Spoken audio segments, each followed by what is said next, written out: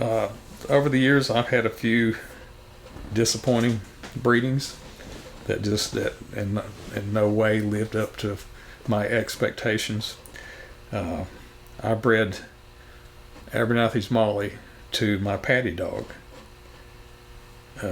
one time, and Patty is what's responsible for all the lever red stuff, and just fantastic dogs, and you'd expect it, driven monsters. But we got very little prey drive out of this. This one's Patty to Abernathy's Molly.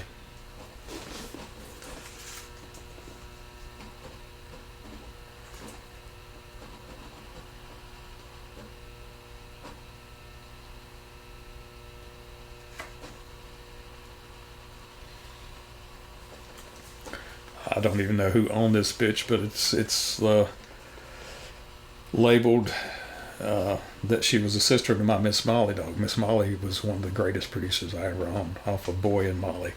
So this is Dolly, sister to Miss Molly, off of Boy, Champion Boy, Chinaman's brother, and Molly. So you see the snooty look popping up there.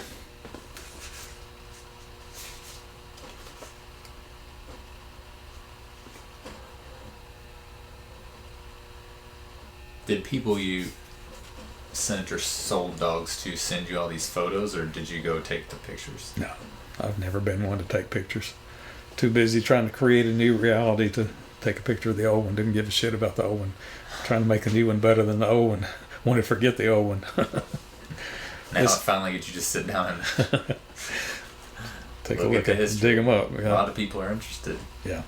This again is Tyra, off of Snooty, and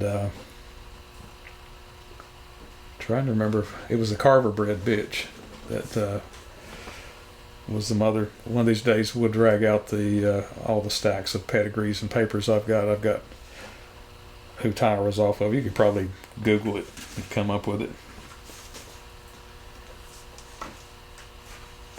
Another picture of Abernathy's Molly. Apparently woke her up to take a picture.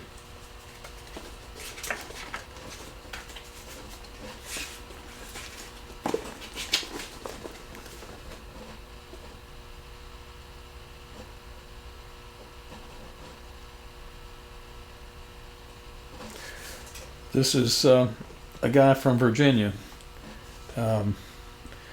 He's the one who, before me, had the Cooney dog that was with the blue eye. This guy's name is Lewis Baird. I think he's primarily into horses up in Virginia now. But he owned virtually every snooty dog that you'll ever see in a pedigree. He didn't own Spike, but there was dogs like Snooty 2,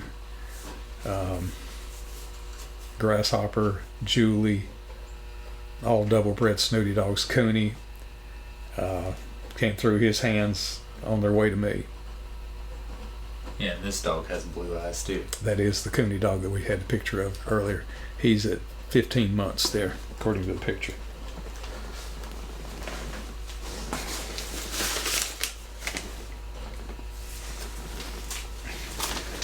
Well, let's go down another rabbit hole.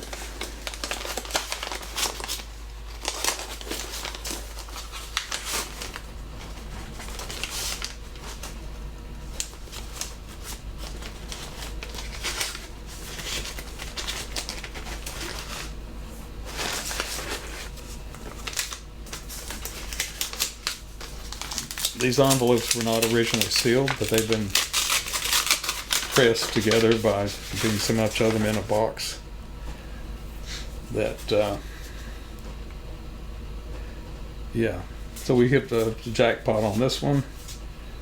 This is the Great Lever Red Junior dog. This was he's responsible for our Hickson dogs, currently manifest in Hank and Hickson Jr. A driven animal, as driven as I've ever seen. This is a dog I'd put on a treadmill with a stuffed animal in front of him, and he'd run for 3 hours. He didn't stop at 3 hours. I just stopped him at 3 hours. I needed to check and see if the stuffed animal was okay, because I knew this bastard was okay. He's tough as nails. he had a work ethic, undeniable work ethic, just unbelievable. I noticed that, and even if there's like a quarter of Hickson in there, that happens. I mean, that's why. The reason why I have the puppy I have right now. Yep.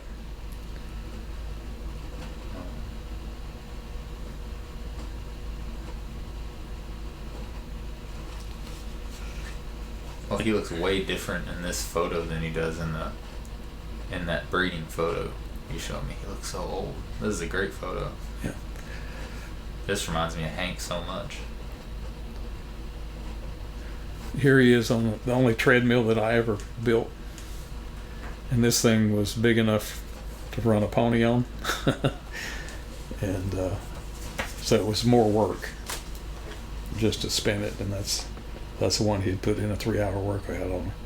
So don't infer from this that I'm recommending 3-hour workouts. I conditioned him one time. Worst conditioning I ever did. Overworked the living hell out of the dog.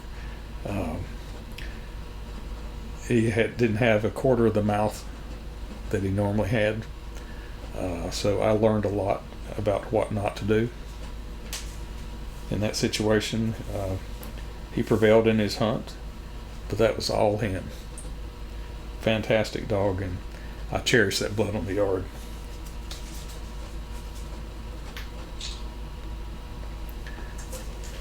Here's another picture of the Lever Red Junior dog.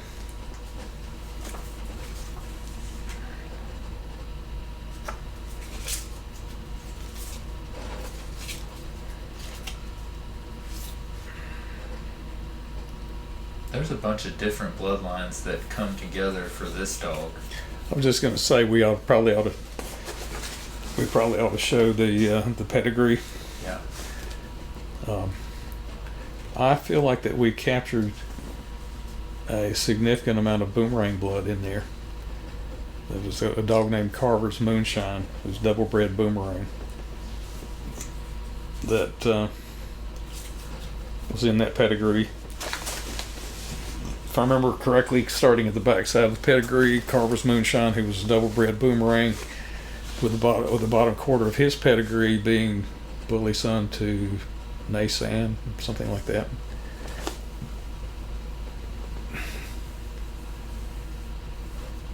Yeah, that's correct. So, Jim and Jenny, that I sent to a guy named Kenny Hall down in Texas, was off of Pedro and Honey. Honey's off of Snake and Missy. He took her and took Jam and Jenny and bred her to Moonshine, who was double bred boomerang, champion boomerang, one of the best dogs that ever lived. And that produced a dog that I own named Moondoggy. And she was bred to my Lever Red dog, who's off of Patty. And Cajun Red. Cajun Red was Sorrell's bull, which is a Bolio type breeding. Bred to Cremator. Cremator's off of Tombstone and Red Baby. Show that to them and let them, you can pause it and screenshot it or whatever they need to do. But there's several bloodlines that came together, and I will tell you that that was a fantastic dog. Yeah, Patrick, Sorrell, Carver, the Pedro dog. A lot of great ones that came together. That Garner's Honey dog on the bottom. Before he came to me, he was on the yard of a fella who lives an hour and a half north of me that likes to have a lot of people watch him on podcast. And this dog's neck was really large, and it was hard to keep him on the collar. He's the kind of dog that I'd put 2 collars on, because if you do that, then the collars bind up on each other. And 2 collars are more than twice as good as 1 collar because they interact with each other. But at any rate, he got loose on this fellow's yard, and he eliminated 2 titled dogs up there. And the guy was heartbroken, and he told the guy that had brought him to him to come get him because he was going to kill him if he didn't. This is the Lever Red Junior dog or the Yeah. Lever Red dog? Lever Red Junior.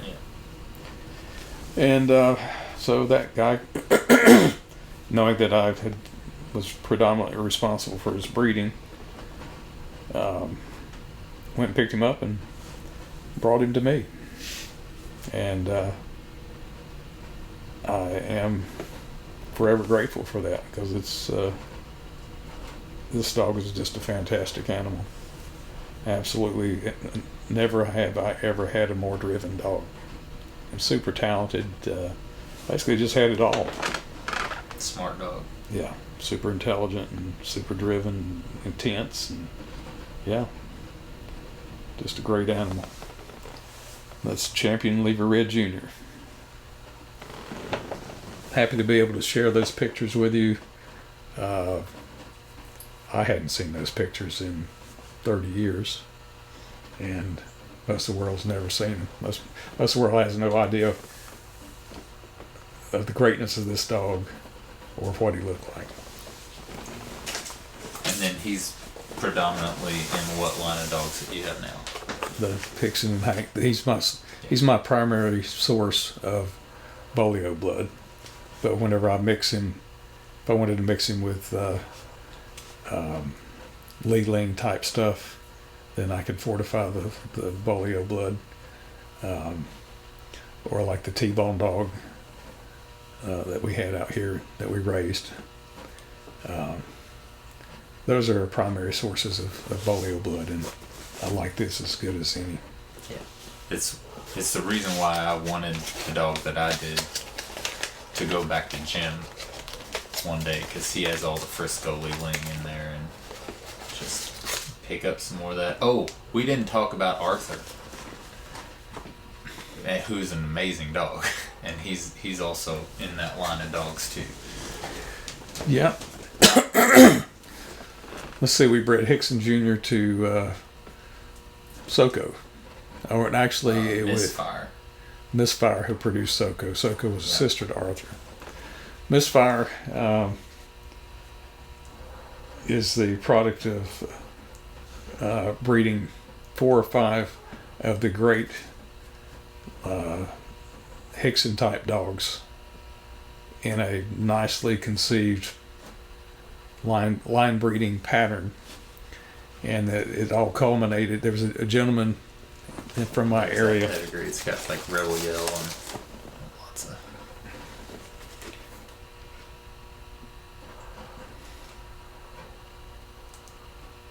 Yeah, this is McArthur's Misfire. Yeah, and that was to Hickson Jr. for Arthur. Yeah, what I was trying to put across is that whenever I was offered the opportunity to breed to this dog and looked at the pedigree and realized just how masterfully this stuff had been line bred. You can't inbreed this stuff. Bolio goes to shit whenever you inbreed it. You get all kinds of flaws pop up. So you have to be, if you're going to line breed it at all, it has to be a loose line breeding with as many different sources as possible. Whenever we did super close breedings of animals directly off of Bolio, we got soft teeth, undershot, barrel chested, shallow chested, stupid dogs that would eat their puppies as soon as they had them. And you don't get many of those before you get fed up with it. But anyway, this was a gift from Earl Tudor as he sits up in heaven, to be able to get a bitch like this and breed her back to my Hickson Jr. dog, and that produced Arthur. And he is a fantastic asset to the yard and may well move into a primary stud position before long. So I guess you can show him that.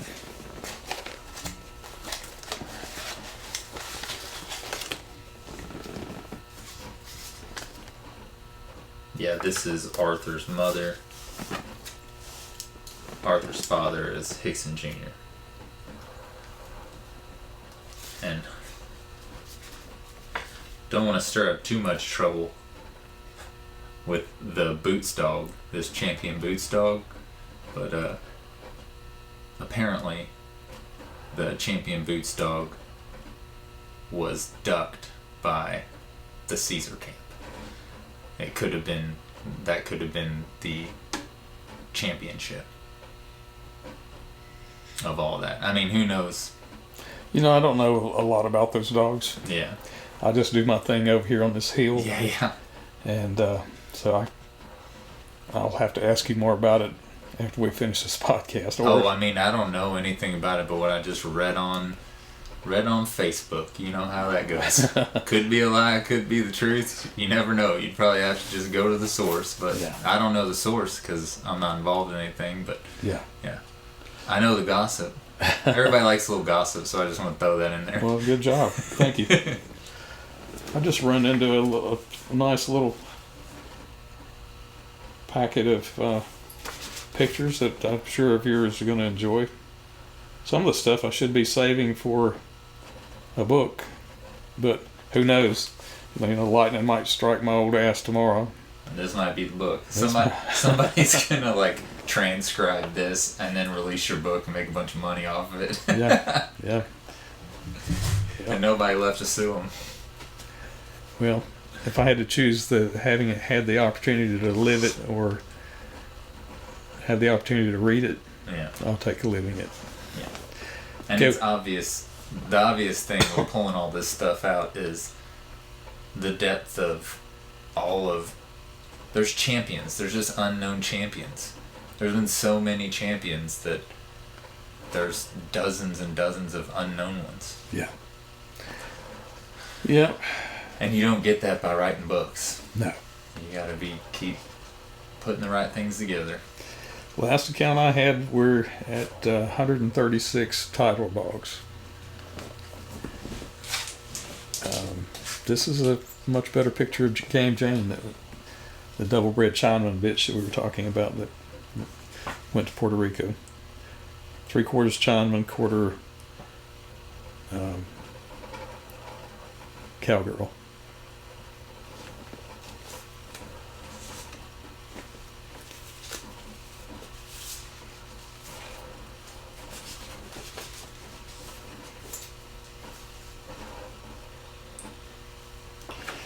This is a very well-bred dog. We call this one Jody Grinder, and he was off of Chinaman to Hot Lick. Hot Lick was the one that was bred to Spanky. Hot Lick's off of Spanky and Scarlet, and we bred it back to Chinaman. That's just the good old basic stuff that was behind Molly and Chinaman. This is a very, very hard-mouthed, solid dog. Sorry to backtrack, where did the Lever Red Jr., where does Lever Red come from? Where's that name come from? Well, there was a medical doctor up in West Virginia called Doc. They called him Doc Whitley. And whenever I had the Patty dog, he had the Sorrell's bull female that was of the same bloodlines, and he brought her down here to breed to Patty. And there were 3 males born in that litter. I don't think there were any females. There was Lever Red, which is the one that came back to me, and there was Keeper Red, one that he kept, and then one that he called Stubby Red. And I don't know, maybe some of our viewers can comment if they know the outcome of where Stubby Red went. I had a little bit of blood off of Keeper Red, and it was it fit right in. I mean, it helped me put together a mosaic of animals that were deeper in that blood. But the Sorrell's bull was an outstanding producer in his day, and I would invite watchers pull that one up, study that pedigree, because it contributed mightily to what survived through till now. I don't know if I've said this on the podcast or not, but Doc Whitley met with a terrible end. He got involved. He was single later in life. He got involved with a woman who had apparently some crazy ass sons, and they were apparently trying to use that relationship to get assets from him, and he wasn't handing stuff over fast enough for them, and the sons took him to an old house and used a nail gun, nailed him to the wooden floor, his hands and his feet, set the house on fire. There's a moral to that story, and I don't know exactly what it is, but it involves don't be gullible as you enter relationships, particularly when you're older. So he was a fine human being, very intelligent, very compassionate, loved the dogs, had the confidence in the community, in the state, even with his medical degree and practice, had the confidence to do what he wanted to do and follow his passions. And he was very good with the dogs, and I honor him for being the caliber human being he was and what he contributed to the dogs. It's Doc Whitley. Yeah, but through our collaboration, I got the Lever Red dog. It was a fine animal, and then subsequently got the Lever Red Junior dog. Yeah, two questions pop up for me there. Sorrell dogs in general, like I see people that love those dogs, and then I just don't see them in many pedigrees of great dogs. And then I've never seen one. Oh, you've never seen one? Okay. I've never seen a Sorrell's dog, unless you want to count the Lever Red stuff. But in terms of any dog that ever came from him, yeah. I will tell you this. In talking with older dog men who saw him in action and saw his dogs in action, they say that he was a very hard man to beat. And I don't even know if I should add this footnote, but this is not me saying this. This is what other people have said, that basically they were underwhelmed. These are two different distinct time periods. You're talking probably 70s and 80s. You get all these glowing reviews. Later, not so much. So I'll leave it at that. He made his mark, and a big part of it was solid and positive. And there are a lot of people who will take one data point and paint a whole room with it, make the whole story about that one data point, which is totally not fair. If we were all judged by one act, if it was their worst act, it would be a very unfair analysis. So I'm trying not to do that to him. Yeah. But I will repeat that some of the old timers, reflecting upon the 70s and the 80s, and maybe even into the 90s, spoke with great reverence about him and his dogs.